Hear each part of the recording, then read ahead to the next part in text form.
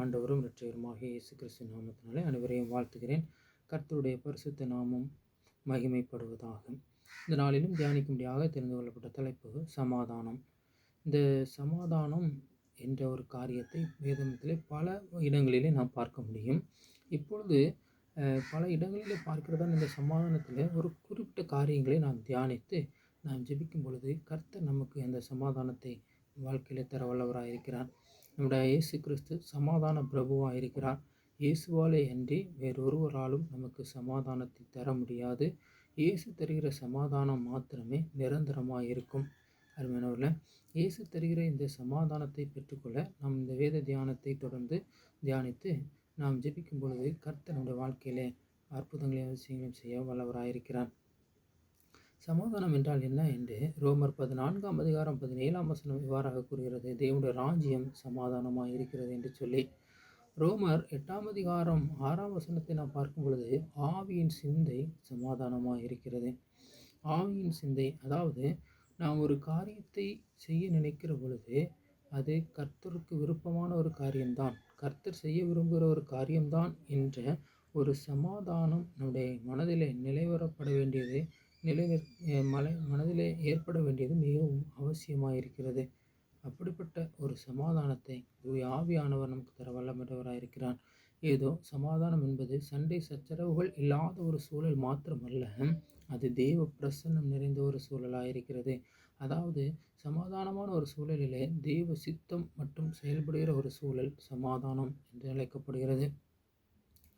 அருமையானவர்களே, நம்முடைய வாழ்க்கையில் ஏன் சமாதானம் அவசியம் என்று பார்த்தோம்னால், சமாதானம் இல்லாத சூழ்நிலையிலே மனம் பேதலித்து மனம் மயங்கி ஏதோ ஒரு காரியத்தின் மீது தேவனுடைய வாழ்க்கையின் மீது நாட்டம் இல்லாமல் ஏதோ ஒரு காரியத்தின் மீது லயித்து கொண்டு வாழ்கிறதான ஒரு சூழல் காணப்படுகிறது.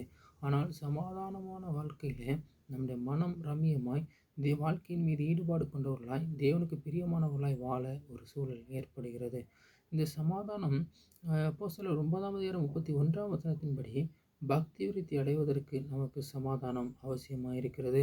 மேலும் என்னாகும் 6:26 பார்க்கும் பொழுது கர்த்தர் தம்முடைய முகத்தை பிரசன்னமாக்கி உனக்கு சமாதானம் கட்டளையிட கடவர் என்று ஒரு ஆசீர்வாதம் வேதத்திலே குறிப்பிடப்பட்டிருக்கிறது.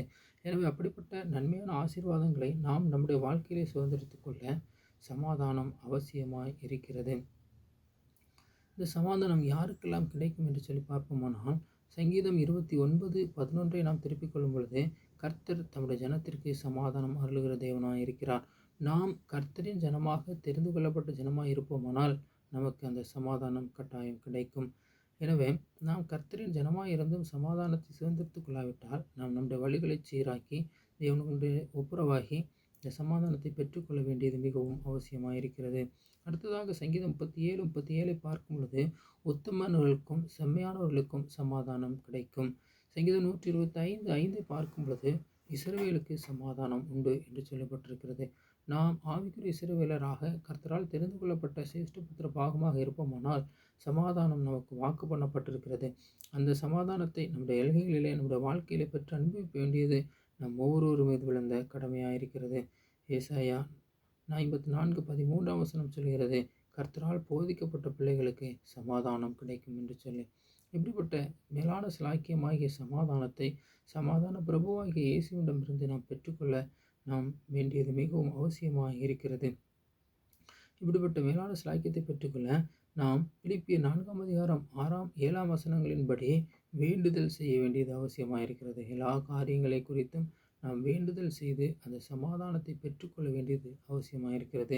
நியாயாதிபதிகள் 6:7 ஆகிய 2 அதிகாரங்களை நாம் தியானிக்கும் பொழுது கர்த்தர் கிதியோனுக்கு சமாதானம் என்ற ஒரு வாழ்த்துதலை கொடுத்து அந்த வாழ்த்துதலின் மூலம் கிதியோன் என்ற ஒருவனை கொண்டு அநேக மீதியானியரையும் இன்னும் அநேக எதிரான ஜனங்களை ஜெயம் கொள்ள அந்த இஸ்ரவேலரை எதிரிகள் மீதியானியரின் கையிலிருந்து ஜெயிக்க கர்த்தர் ஒரு வல்லமை கொடுத்தார். சமாதானம் என்ற ஒரு வாழ்த்துதல் அவனுடைய வாழ்க்கையில் ஒரு வெற்றியை கொண்டு வந்தது. இன்றும் நம்முடைய வாழ்க்கையில் வெற்றி தேவையா? நம்முடைய வாழ்க்கையில் ஏதோ குழப்பமான சூழ்நிலைகளில் நமக்கு ஒரு முடிவு தேவையா? கர்த்தர் நமக்கு ஆண்டவர் சொல்லியிருக்கிறார்.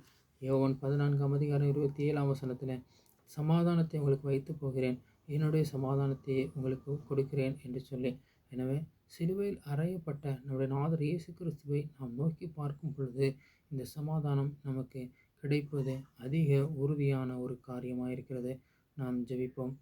மகா கிருபை நிறைந்தவரே, மட்டிலா இரக்கம் நிறைந்தவரே, எங்கள் அன்பின் இயேசுவே, சிலுவையில் நீர் எங்களுக்கு ஆகப்பட்ட பாடுகளை நினைத்து சமாதான பிரபுவாகிய நீர் சமாதானமற்ற சூழ்நிலைகளிலே சமாதானத்தை எங்களுடைய எல்லைகளை உருவாக்க வேண்டும் என்று சொல்லி இடத்தில் நாங்கள் கெஞ்சி நிற்கிறோம்.